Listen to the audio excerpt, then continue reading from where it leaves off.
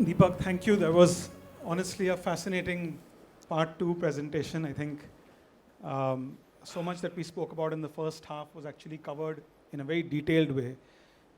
Firstly, a quick note to Gabriel at a personal level. I too, Deepak, have many a time since childhood battled with these demons or suicidal thoughts, and I found that the best tool that is working for me is actually spirituality, where you can call it self-realization, but where your mind is distanced from Who the you I. are. Yes. And so when Gabriela spoke to me, I think more power to her and to you, Deepak, and thank you for doing that. But one quick observation on your presentation, beyond the spiritual elements that you talked about, one part I couldn't help but, and I must bring up, is when you talked about the study that you did on meditation. And you said that you asked these Harvard professors to remove your name for the greater good of taking that message forward. I can't help but remember when you told me some time back that, Milind, now I'm in my phase of doing just seva. Yeah. And that move on its own was an example of selfless seva. And I wanted to ask you if, as a spiritualist, is this something, are you experiencing the joy and bliss that you expected you would during this phase of seva? Yes. Absolutely yes. So, next time you're suffering, ask yourself, who am I thinking about? It's about me. And as soon as you switch that, if I'm thinking about you and how to help you, this goes away. It's a remarkable thing that the best way to be happy is to make somebody else happy, period. Best way to do anything is to make somebody have that experience, and then you have the experience. So, yes, I have never experienced as much joy as I do now. It shows on your face as well. But one quick question on meditation before maybe... Actually, we should do a meditation rather than keep doing intellectual. We can do two, three questions. Sure. But I think if you like, we should do a meditation. Yeah. Before that, if I can just talk about meditation for Please. a second, because what's changed for me, and I think that sometimes I had a sort of misconception of meditation. But in the Vedic way, dhyan, and you, Deepak, guided me through this. Essentially, meditation, I guess, is teaching us to be in the now, not to live in the past, not to live in the present. That between thoughts is where you find your true self, your soul, your Paramatman. And one question that I had asked you, and you sent me a very quick line, but I'd like you to elaborate, because all of us live in the material world, whether we're in politics, in business. And one Western concept that we're taught about all the time is planning for the future, planning for the illusion, the Maya, strategic thinking. And is strategic thinking, if finding the self and true meditation being in the now, is it the antithesis of meditation? So this is the essential difference between those who identify with consciousness and those who identify with the results of consciousness. Okay, and this is, and so in the West, strategic thinking, hard work, exacting plans, ambition, and you'll be successful. Once again, strategic thinking, ambition, exacting plans, yes, you will be successful, but at the end you'll have a heart disease, cancer, your kids will be on drugs, and you'll be having a divorce, period. That's the price you pay. The other is, how do I create what I do reality? And I'll give you the best way to give these answers is to, as usual, with the story. So my story is, I'm in Washington, D.C., and Maharishi Ji is giving a lecture on Vedanta, and there's all these Western guys, and they're taking notes. And honestly, I'm bored, because it's very intellectual. And so I leave the room thinking I'm going to make an escape. When I come out of the room, Maharishi is coming out, and his dhoti, and he looks around. I'm the only Indian. He says, "Upar aa jao." So I said, okay, I'll go. I was not at all interested after listening to the talk. It was too intellectual. So I went there with Rita, my wife, and he said, "Kya karte ho aap?" I said, "I'm an endocrinologist." He said, "Samjhao usko kya." I said, what do you study? I said, "Molecules of emotion." Samjhao, right? Serotonin and this. He says, "They're not real." I had never heard that expression. Not real. This is what I do for a job, you know. Then he says, "अगर आप मेरे साथ आ जाएं, तो आपको मैं spirituality ऐसे सिखाऊंगा कि आप उसकी science कर देंगे." So Rita, my wife, she said, "You want him to come and work with you?" He said, "Yes." And you know, she's very practical. She said, "We have 2 children who are now, of course, grown up and married and have children. We have 2 children. We have left them with the babysitter just to come to this lecture. Who pays the babysitter? Who pays the mortgage? Who pays the rent? Who buys the food if he's going with you and studying Vedanta? Where's the money going to come from?" She was very hard on him.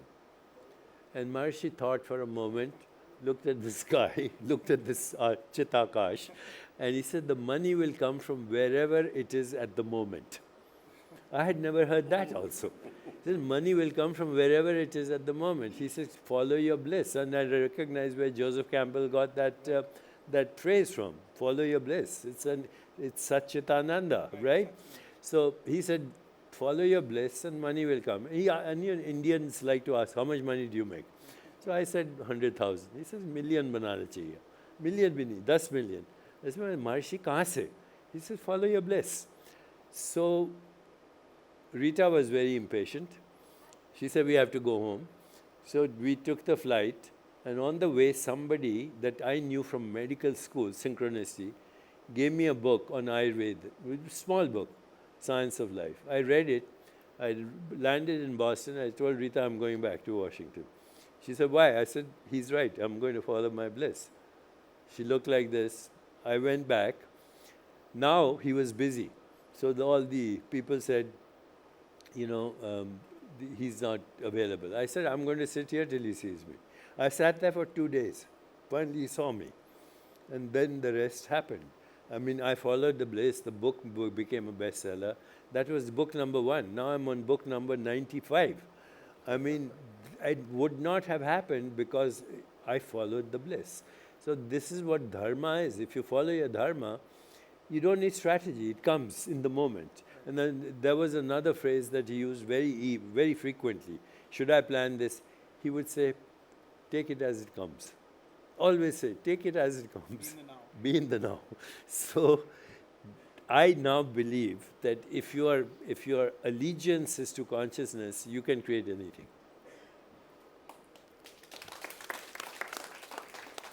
I think we can do a short meditation. Sure. That would be a good way to end and then if there's time we can do. So what I'm going to share with you is a combination, little vipassana, little inquiry, little mantra, but it works well, okay? So put your hands on your lap, uncross your legs, keep your feet firmly on the ground, and then close your eyes. And we'll start with just the breath, which is the first vipassana anyway. Should we dim the light? You can dim the light a little bit. So start with observing your breath, and I'll give a little commentary as you observe your breath. When the Buddha observed his breath, he came to some conclusions. First, breath is a sensation. Secondly, it arises, it is experienced, that it disappears before it arises again. So from there he came to the theory of impermanence. Whatever arises also subsides. And also he used a famous expression which translated in English is "let go and flow." Just watch the breath. And from here we'll move forward. As you observe the breath, it becomes slower by itself.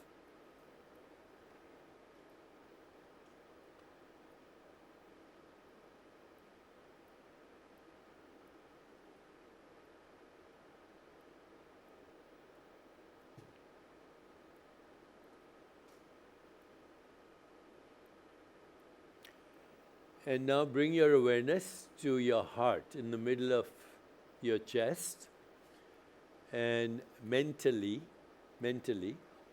ask the question, what am I? Not even who am I, what am I? And please don't try to answer the question, just ask the question. See what comes up. What am I?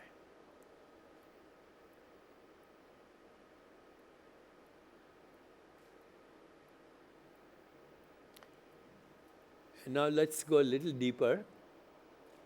Ask the question, am I the changing body? Am I the changing experience of the body? Or am I the consciousness, the awareness in which the body is a changing experience? And again, don't try to answer it, see what comes up in the form of a sensation, image, feeling, or thought. Am I the changing body? Am I the changing experience of the body, or am I the awareness in which the body is a changing experience?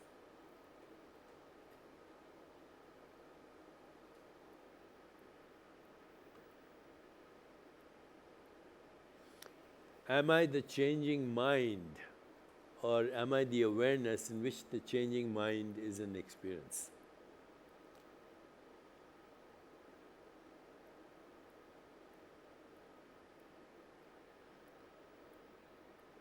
Am I the changing emotions, or am I the awareness in which the changing emotions is an experience?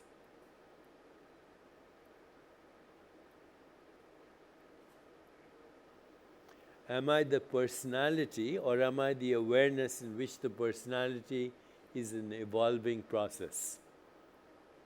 And now just sit with this one question, what am I?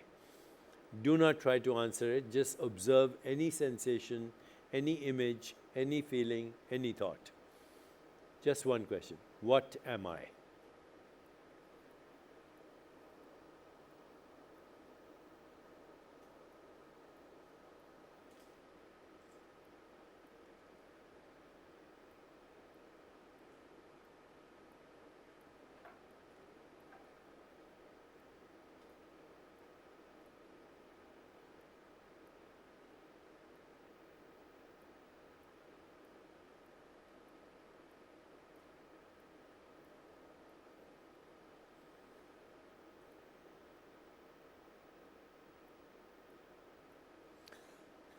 Now go to the next question. What do I want?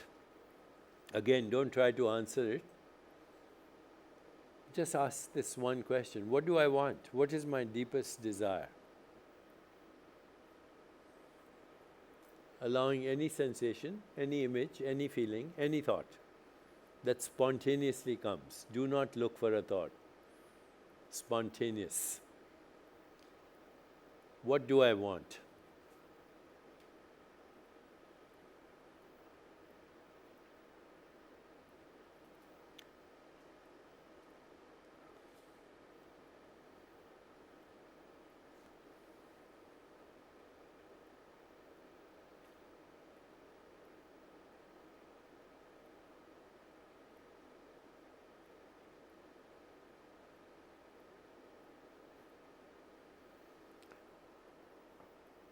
Third question, what is my purpose? What is my dharma?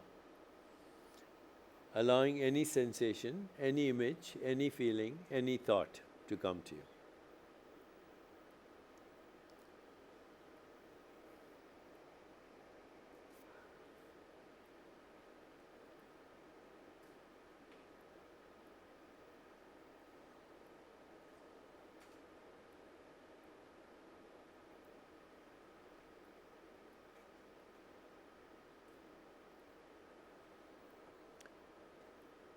What is my purpose?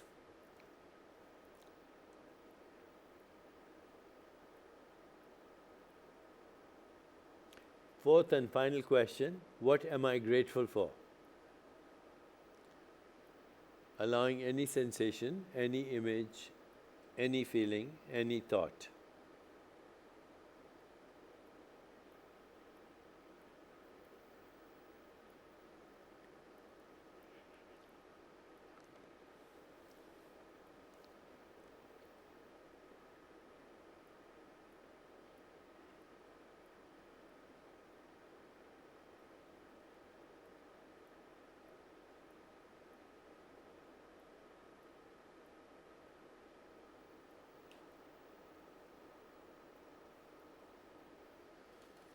Okay, now we leave the inquiry, and now we'll just go over the few statements that you can repeat to yourself mentally.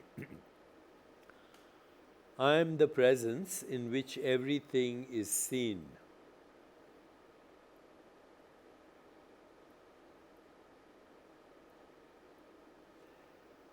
And now become aware of any sound, including the sound of my voice or any other sound, the sound of the air conditioner, any sound. As you become aware of sound, remind yourself, I am the presence, I am the awareness in which every sound is heard.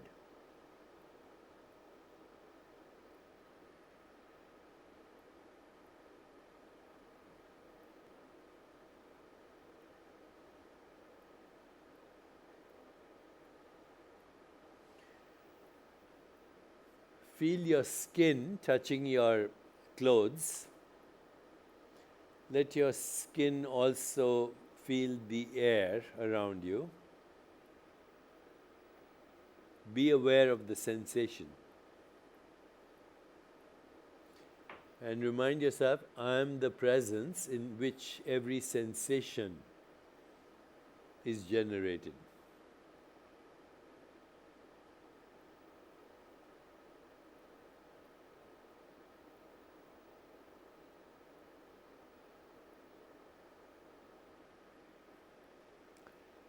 Now generate some saliva in your mouth.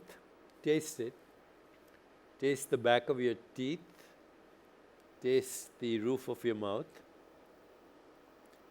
Reminding yourself, I am the awareness, the consciousness, the presence in which every taste, every flavor is experienced.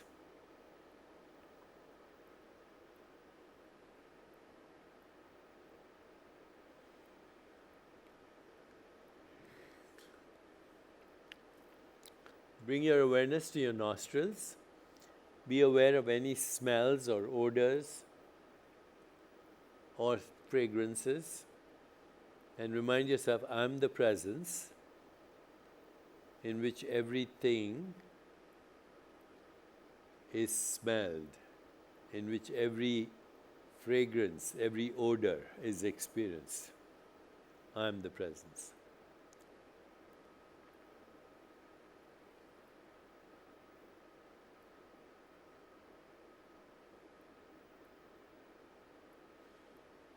Finally, let your awareness go outside the boundaries of your skin. Let your awareness float across this room. City of Mumbai, Maharashtra, planet Earth, out into interstellar space. Let your awareness navigate the Milky Way galaxy, the solar system, the stars, the moon. I am the awareness in which the entire universe arises and subsides, just like the breath. Awareness, universe arises and subsides. I am the awareness.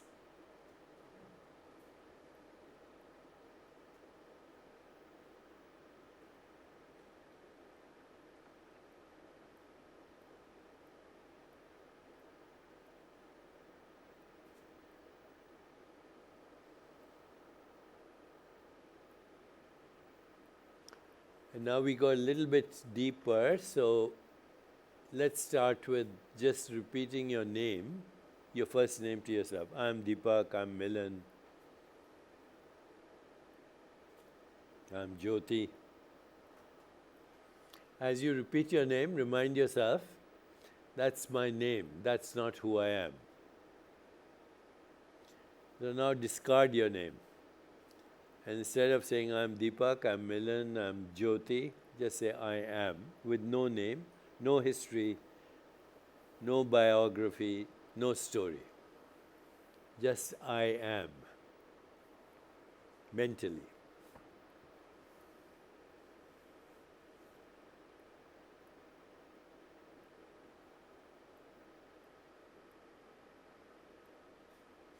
And now instead of saying I am, just use the Sanskrit aham, or if you want om is fine, but aham, om,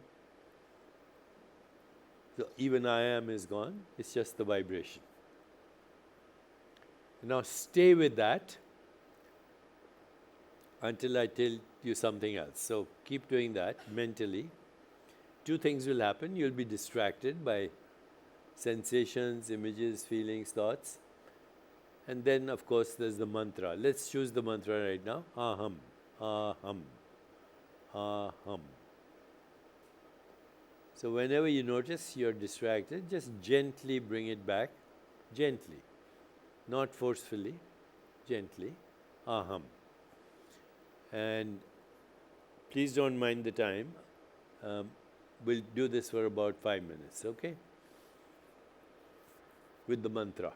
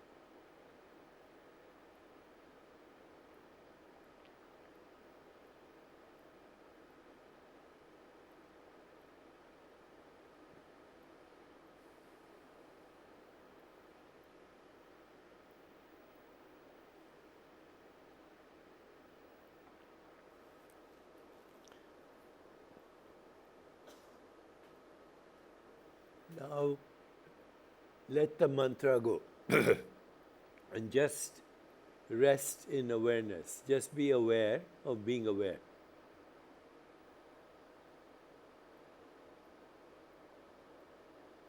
Awareness is our ground state. Ground zero. No shape, no color, no form, no sound, no taste, no fragrance, no age, not 5 years old, not 100 years old. Awareness. Be aware right now of being aware. Be aware of yourself, your presence. And rest there. Rest in your own awareness, in presence. Aware of being aware.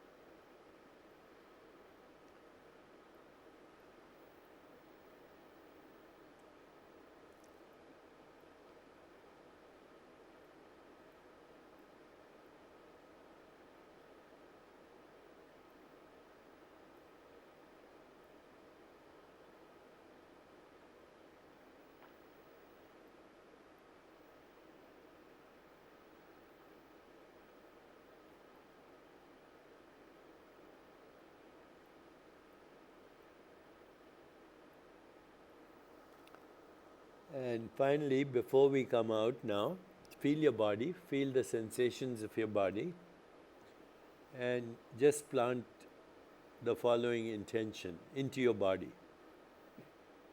Feeling the body, feeling the sensation. And the intention is joyful, energetic body.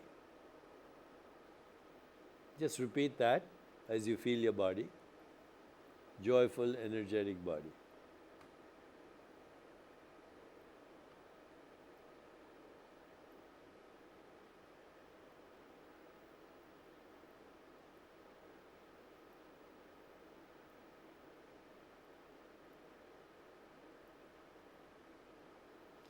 Now bring your awareness to your heart and mentally implant the intention, sankalp as we call it, loving, compassionate heart, loving, compassionate heart.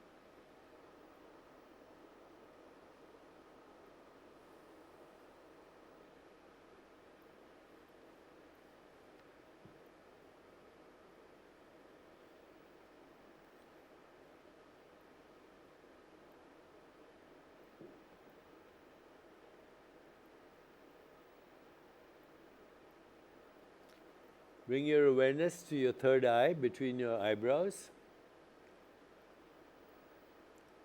Quiet, reflective, creative mind. That's the intention, sankalp.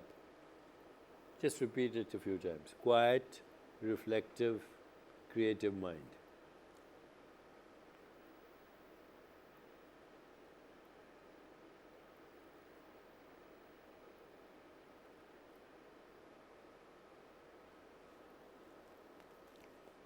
Let your awareness now pervade outside the boundaries of your skin. Let it pervade all of space-time. Let it float across the fabric of space-time. And the sankalp, lightness of spirit, lightness of being, joy, pure joy, lightness of being. And let that awareness go beyond space-time.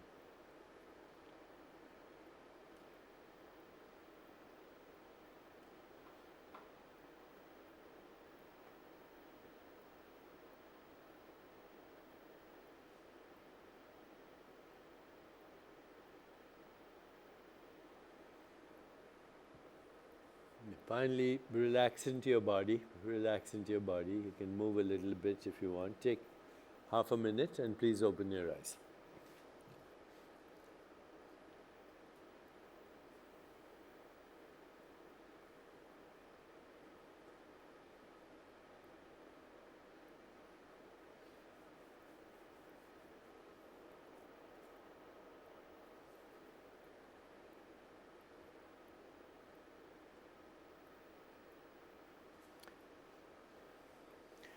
So, this is practice.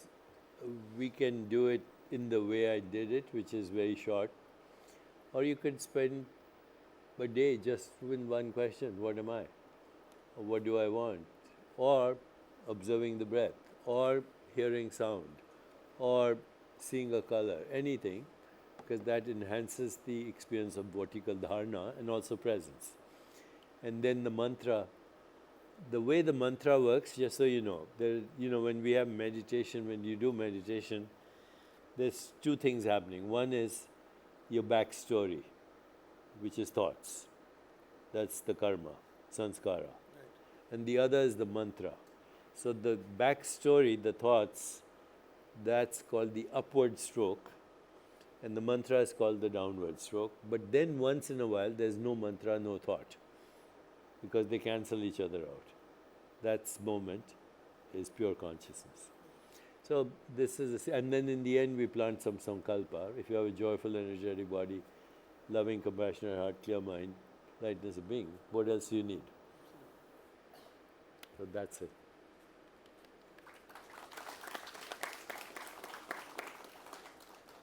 Anything else? If people are in a transcendental state, would anyone like to ask a question? So, Dr. Chopra, I had a question on manifesting versus letting go. So, on one hand, we say that you are the creator of your own reality. But on the other hand, we say that if you want to make God laugh, tell him your plans, right? Which means that is the art of letting go. So, how do you balance both? Because if you manifest, then you may want to, you're manifesting because you want to achieve something. Until you achieve it, then if you have to let go, then why manifest? And if you have to surrender, then, then you just live life like that without planning. So is the best combination to manifest and then let go whatever happens, or how does it work? So, a very good question. Basically, short answer. The best way to manifest is through have an intention and let it go at the same time. So this is the combination of dharana, dhyan, samadhi, and it is called sankalp. So at the end of the thing, I said joyful, energetic body, loving, compassionate heart, clear, reflective mind, lightness of being. Now that's your sankalp, but that sankalp came after you had settled into pure awareness. You were being aware of being aware. That sankalpa has infinite organizing power, because the infinite organizing power is through synchronicity and non-local correlation, which is a property of pure consciousness. So once you learn this sankalp, dharana, dhyan, samadhi, it becomes obvious that you can manifest synchronicity. Then you don't have any anxiety of hard work, planning, strategy, because you see that, oh, it's happening, everything. And there's no anxiety at all. It's no resistance, no regrets. As he said, just this moment with a slight intention. Intention is not chasing it. Right. It's like dropping a pebble in a pond, and then the ripple takes over. Now, if the pond is not quiet, it's turbulent, you drop a pebble, you won't notice it. You know, if it's turbulent ocean, you can throw the Empire State Building, you won't notice it. But if it's a quiet pond, you introduce sankalpa, there's a very specific ripple based on the sankalpa. And that sankalpa is manifestation. So forget about all this law of attraction, it's nonsense. You know, it's dharana, dhyan, samadhi and sankalpa. But would it be, for instance, coming back to the strategic thinking point, would it be planning for the future but being detached from the outcome? Is that? Planning, I don't know. Having a vision is a great thing. That's why we got great people, visionaries. You know, they have vision. Small people talk about other people. Bigger people talk about ideas. But then bigger than that, they only have a vision and a sankalpa. And interestingly enough, everybody supports that. Why? Because it's big. It's beyond the personal identity. So yes, you can plan. People make goals and this and that. But where my life is right now, it's not relevant.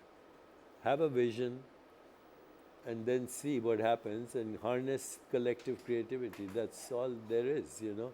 And love in action, which you mentioned, is karma yoga. That's all it is. You do what needs to be done, leave the results to the unknown. Be detached from Be the... detached from the outcome. It's a better way to say be process-oriented than outcome-oriented. Right. You know, when I'm studying for an exam, then I studied, the results will come. If I focus on the results, when am I going to study? Right. So You're living in the future, not in the present. that's it. Yeah. The best way to create a future is to be fully present now with an intention. Right. And Deepak, in Sanskrit, in the way, that would be atra eva bhavatu, Absolutely. which is be in the now. Be in the now. Yeah. Be here now, as Yeah. Yeah. Be, Ramdas. yeah. Be book. here now. Now, here and nowhere are the same spelling. right, Nowhere is non-local, now here is local. is local. His seminal book also, I mean, I'm not sure what your thoughts on that, but we can talk of that offline. Who's? Ramdas' book, It's Be Here one of- Now. Yeah, but his is classic. Right, He never did anything better after that, but Right. that's a classic. that's a classic. Yeah. Sorry, Yeah. Here there's a question. Yeah. Yeah, this is Vaibhav Parikh here. You know, you talked about follow the bliss.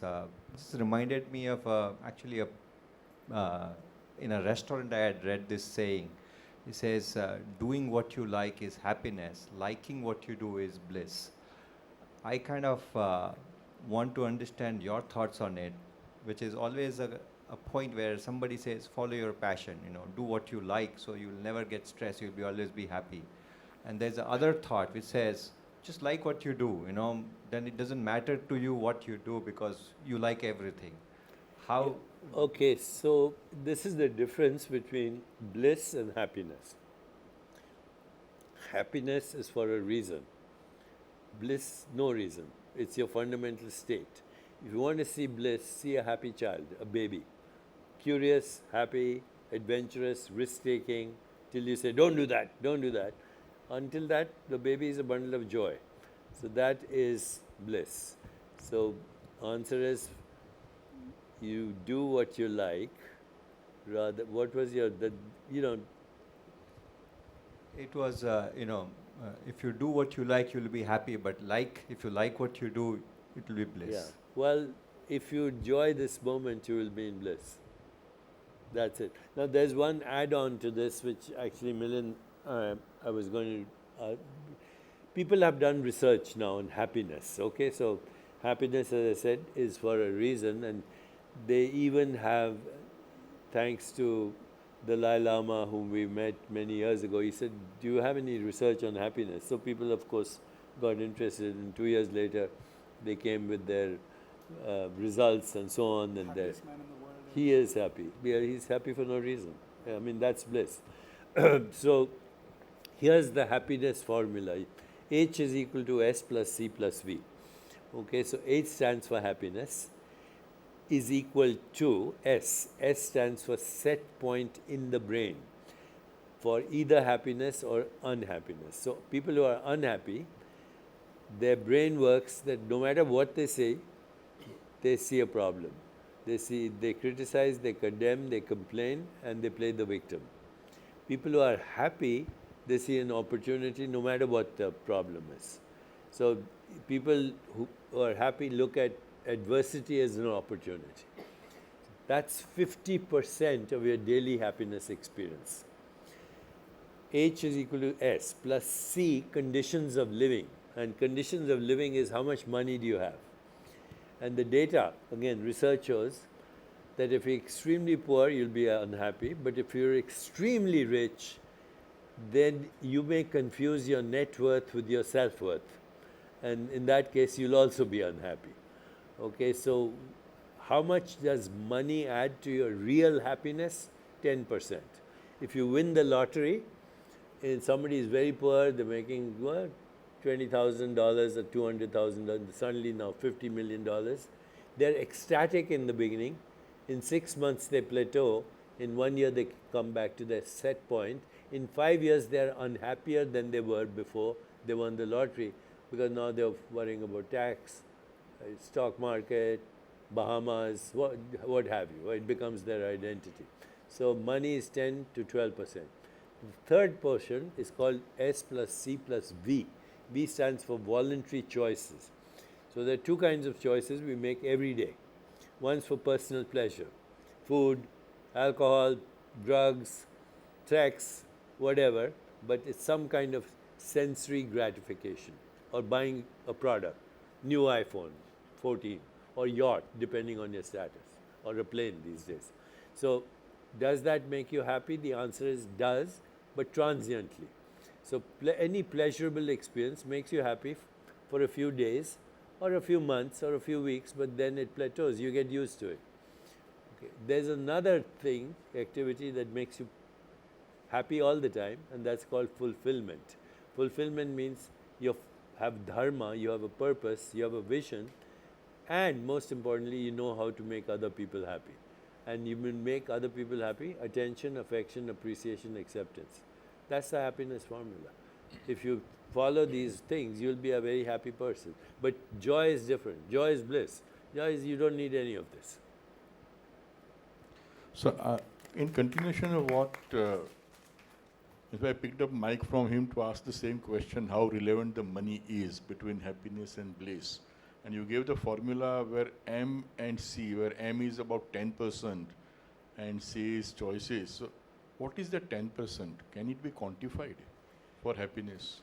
No, these are rough approximations. So it's 50%, 10%, and 40%. Okay. So 10% is important. Yeah, of Exactly. course. That's what I'm trying to say. Yeah, of course.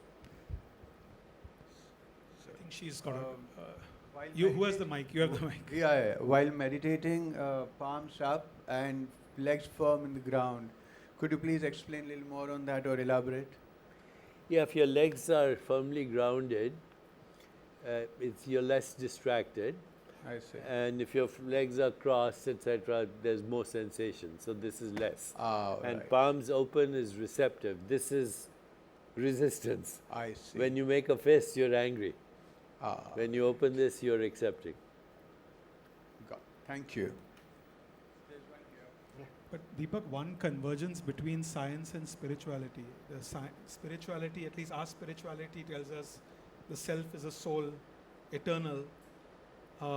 Science tells us that we are ultimately at an atomic level, 64% hydrogen, 24% oxygen. So where they both converge ultimately is don't take yourself too seriously. Yeah, but remember, science is just a methodology. Observation, experiment, theory, and prediction of results. Baki सब तो story है, कहानी है. Because science is not a method for exploring the truth. And furthermore, it aggravates the magical lie we call Maya. Because whatever science does is based on perception. And we know perception is inaccurate already. Okay, so all our rational thought is actually aggravating the Maya. Right. Okay, so you have to get rid of that and be in the moment. Right. And let it unfold. It's like you had a beautiful video when the James Webb put out its first, Yes, and that no matter how powerful the telescope, yes. the universe will run away from That's the telescope. it, from the telescope. And similarly, the most powerful microscope, the electron microscope, which can go to a subatomic level, Yeah. eventually we'll realize that there's infinity here as well. Infinite inward and infinite outward. Yeah. Actually, no, there are no boundaries. Every boundary is a perceptual mistake. Right. It's like a line. There's It's no a beginning, line. there's no end. You know, John Wheeler was one of the best scientists of the century, actually the only person that Einstein respected. He said a boundary of a boundary is boundless.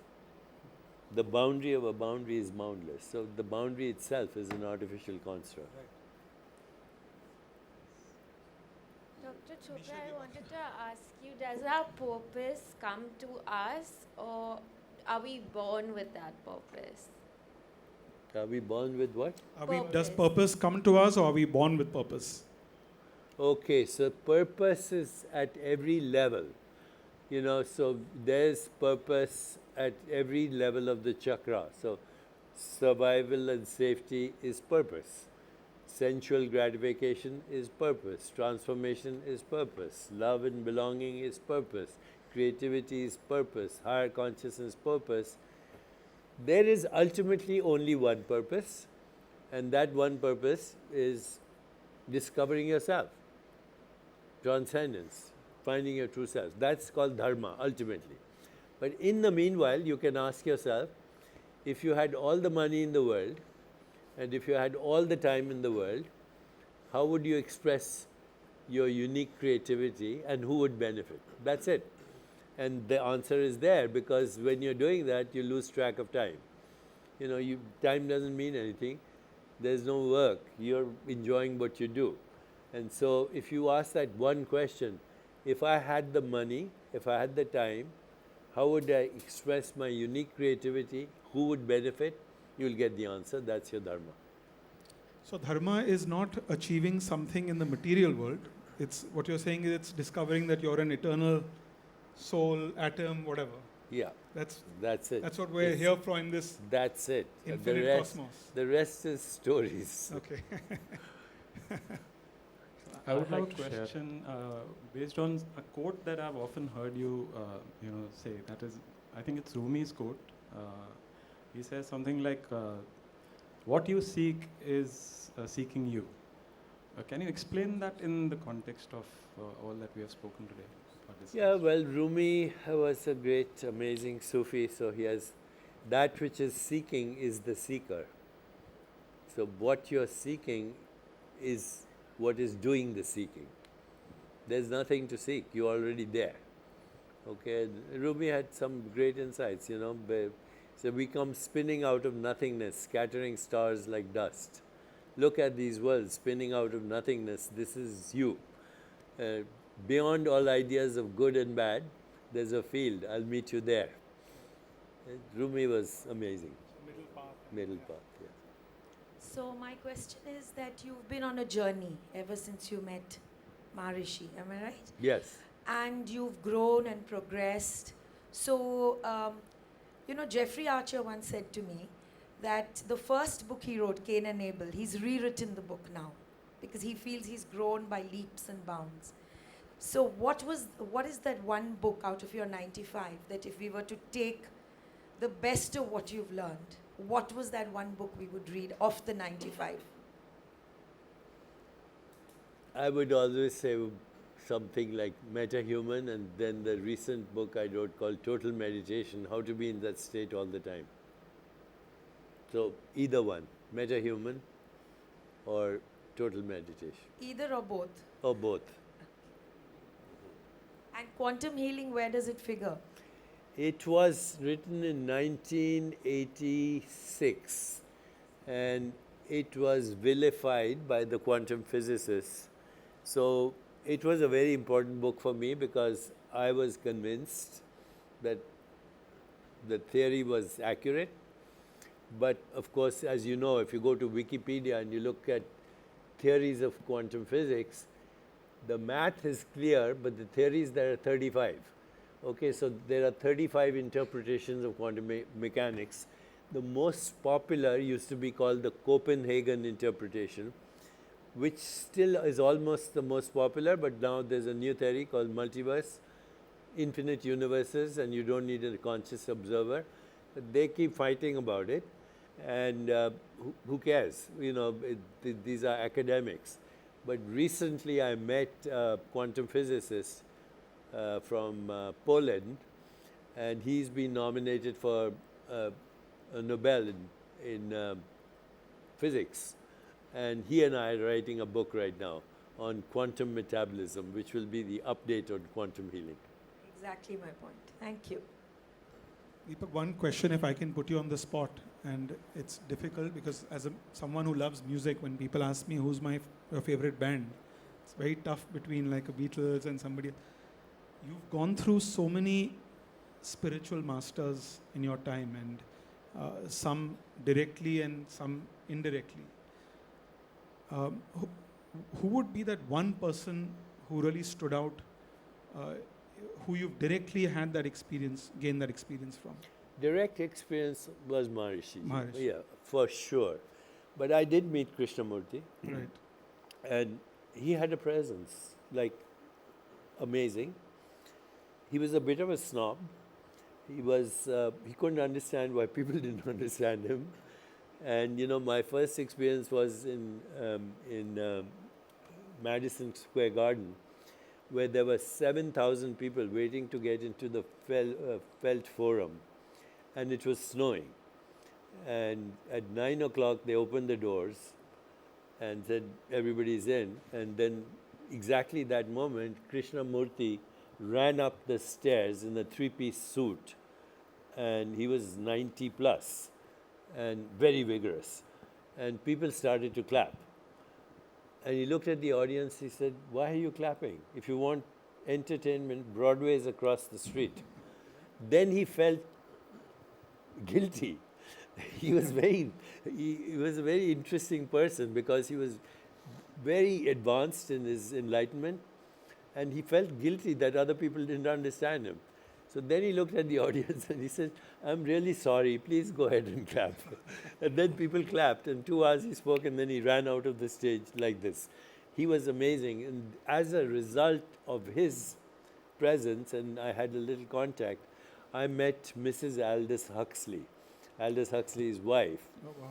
And the doors of perception are cleansed. Doors of perception are cleansed. As a result, I met people like Henry Miller and all these amazing artists and producers and musicians and, you know, what's his name? There were a few amazing people in that Hollywood crowd who said that to be in his presence was like being in the presence of Buddha. In Jiddu Krishnamurti's place. Huh? In Jiddu Jiddu Krishnamurti. So he was one. And, you know, from my reading, I can guess Ramana Maharishi. Right. I can see Atmanand, Krishna Menon. There are a lot of luminaries like Right. that in recent times. Oh, most important, Nisargadatta Maharaj, right from here. You know who he is, right? He was a Panwala till he got a mantra. In 3 years, he spoke as if he was the author of all the Upanishads. So if there's one book you would read, forget my books, it is I Am That. Yes. Yes. Yeah, I popularized that book because I was just, it's the most amazing expression of non-duality coming from a person who has not conditioned mind at all, you know, because he was illiterate. Same, you know, you'll read Muhammad isn't, I do historical fiction, so I've written books on Muhammad, the life of Buddha, etc. So I don't know how many people know this, that Muhammad was a very nervous man as a youngster. He would have bouts of depression. He was probably the other way too, by both ways. And he was, of course, married to a very elderly, older woman who treated him like a, you know, caravan boy. And he used to go in the desert and sit in a cave just to sit by himself because anxiety. And suddenly, Angel Gabriel appears and says, recite. And he recites the Quran.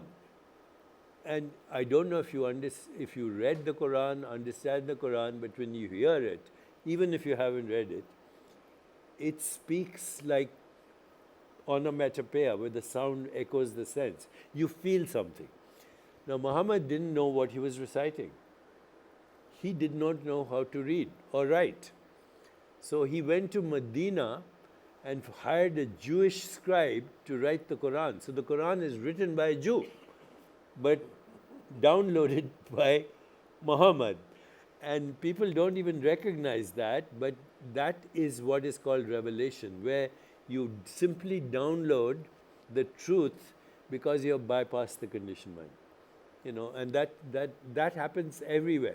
So if you look at all the religious experiences, that's their source. That's transcendence of thought. There's also that crazy theory of that Christ came to India to, you've heard that obviously, No, to meditate. that's the apocryphal story. So the story is as follows. Jesus had 12 disciples, according to the New Testament. None of them are part of history. Okay, so if you look at Josephus, who wrote the history of Jesus, he has only 3 sentences. In the entire historical period, Josephus was a Jewish historian who wrote for the Romans, so he was considered a renegade. But he wrote 3 sentences. There's a rabbi, young rabbi, his name is Jesus, he's an upstart, and he is going to be assassinated by the Romans. And he was assassinated by the Romans. And the Jews helped the Romans to assassinate him because they did not accept him. That's all you find. Then you find the New Testament. And then There's a period where he disappears. Huh? There's a period where he's... No, so I'm telling Yeah, you, no. yeah. So in the New Testament, there's a period where he's absent from the age of 12 to the age of, it's almost 18 years. So when he returns, he had disappeared for 18 years actually. And the beginning of the disappearance was they were going to a bar mitzvah in Jerusalem. He was only 12 years old, and when they were coming back to Nazareth, they didn't find him. And when they went back to the temple, they found him arguing and debating with the priests at the temple. Then after that, you don't hear about him till he shows up again with all his miracles and all his teachings. Now, this is the theory, so you know. Of the 12 disciples who were very private, they were not part of the historical figure, Peter went to Rome, and that's the Vatican. That's the current Vatican. Peter, you know, the Church of Christ is what Peter created. There was another guy called Paul, and Paul wrote most of the New Testament, where he skipped the 18 years. Paul was a Jewish tax collector. He used to collect taxes for the Jews for the Romans, because Romans ruled the country. And Paul never met Christ. Paul was going to Damascus when he had an epileptic seizure. And Jesus showed up in the seizure.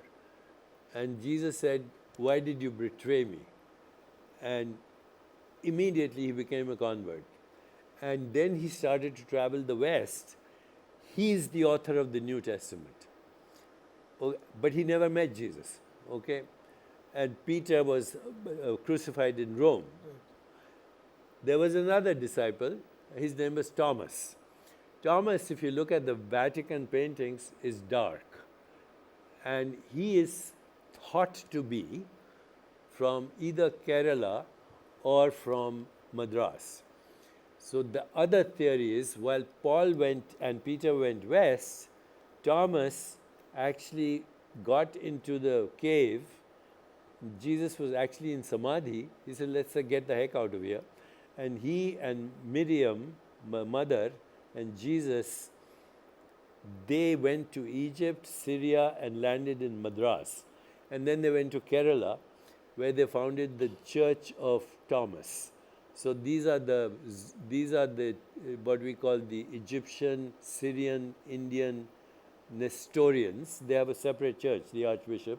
I have been to the church in Kerala, and it's the only place where they still speak Aramaic, which is the original language, with the Kerala accent. So you go there, you hear the language of Jesus, but with the Indian Kerala accent. So the theory is that those 18 years, Thomas was his guru. Jesus was actually, and therefore Thomas is also in the New Testament called Doubting Thomas. Right. Doubting Thomas. He's always skeptical. Even in the Vatican paintings, he's dark. He's like a Madrasi. So in my book, Jesus' Story of Enlightenment, I include that story. I would like to... Abhi 10 minutes. Yeah, hi Deepak. First of all, much gratitude to you. Up here, I'm here. Yeah, I'm here. Yeah, much gratitude to you. Today, the one thing that really touched my heart is follow your bliss. Follow your bliss. And then we went into the meditation. So I would like to share my experience followed by a question. What happened when you said in the meditation, "What am I?" So suddenly I saw the figure of moon, and in the center I saw a figure who was meditating. After that you asked, "What is my dharma?" And suddenly I had a strong sensation here, near my throat. Very strong sensation. I don't remember what happened after that. In between, I was like, thoughts were coming and going. I have a cold, and I was thinking, if I go deeper into the meditation, I might snore. You know? And I said, okay, forget it. Don't go there. Again, I went into the meditation. And after that, I really don't know what happened. I was completely somewhere, and I came back when people started clapping. Now the question is, I'm waiting for what is beyond this, and what was this state where I've been?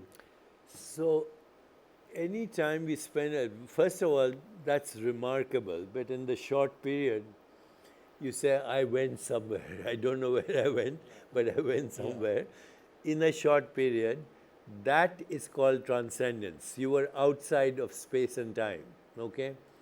So now, if you cultivate that experience, if you do more of this meditation, you'll wake up in that, let's call it loka, okay? You saw the moon, you saw something.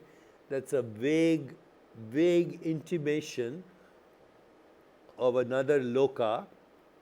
The word loka in Sanskrit, same thing as local in English. Right. Okay, loka, local means location.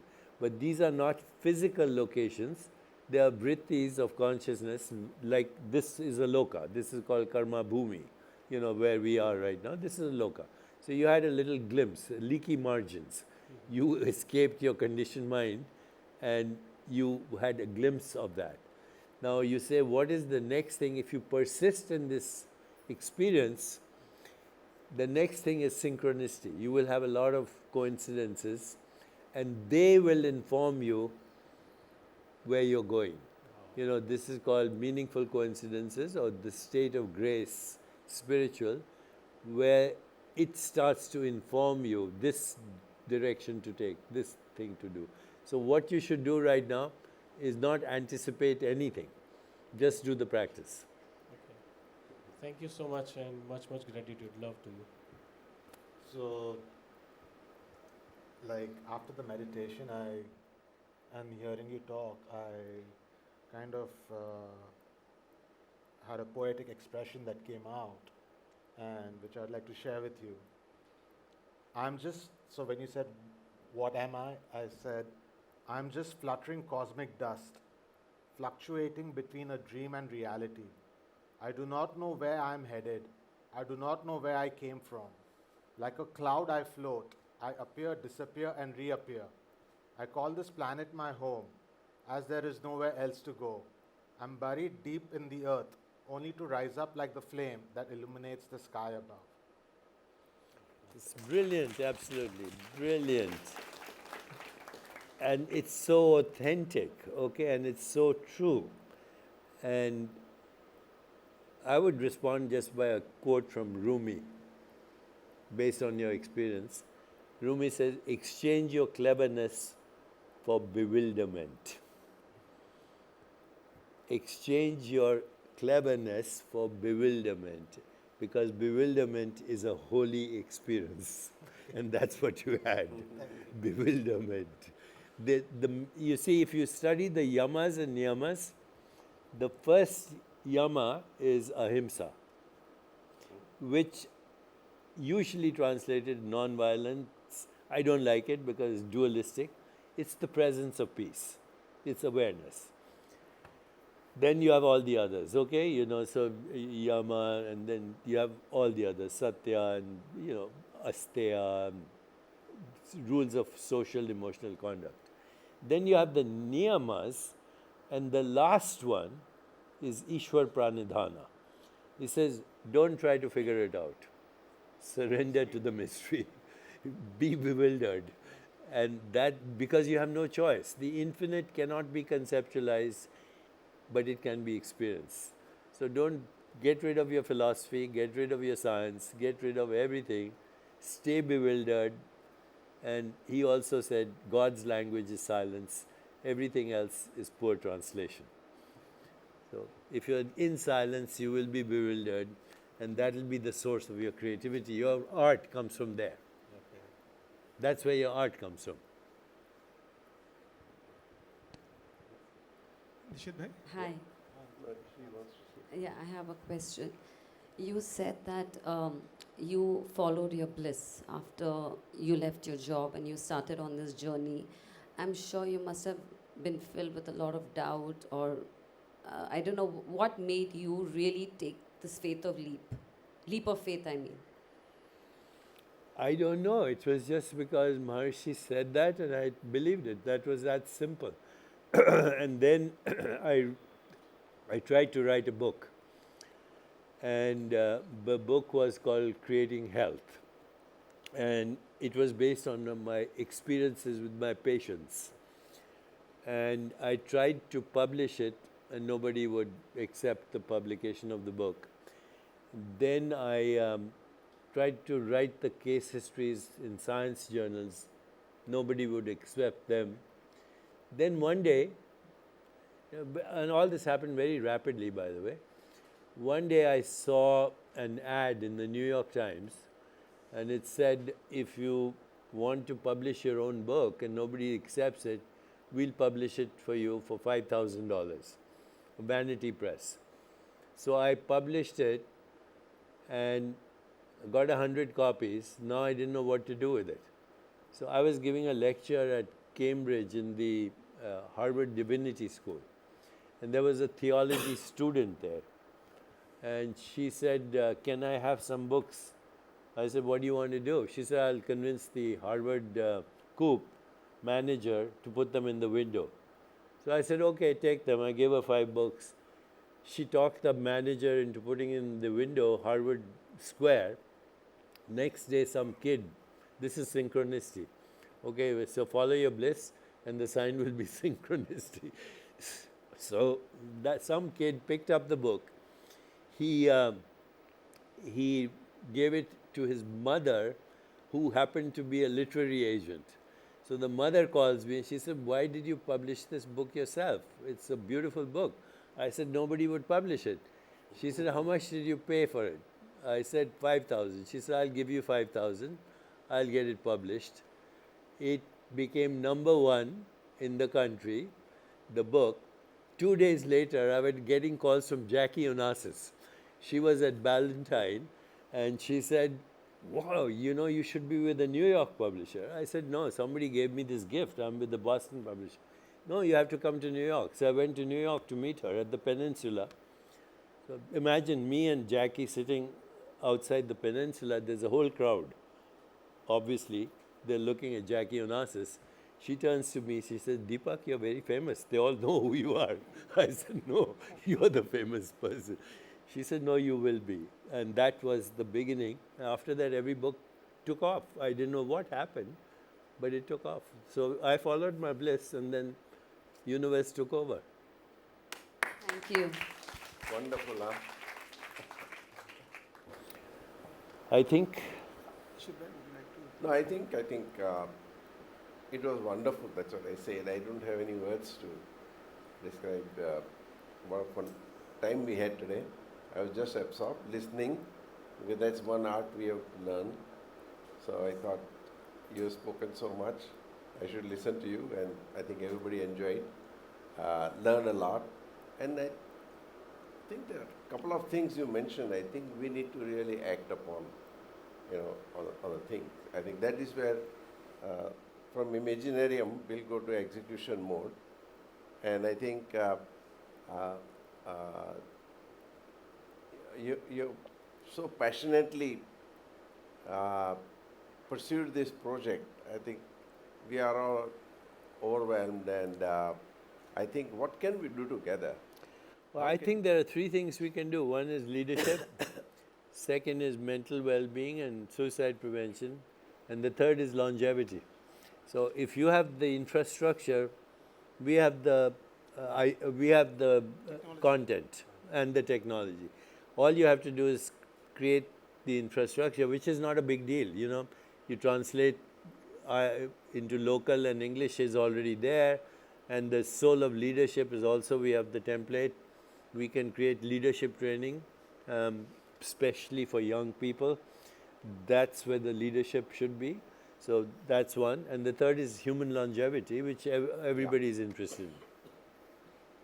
So the key to that is Punacha as the CEO, and you know him as well as I do, and Gabriella, who works with Punacha, and me.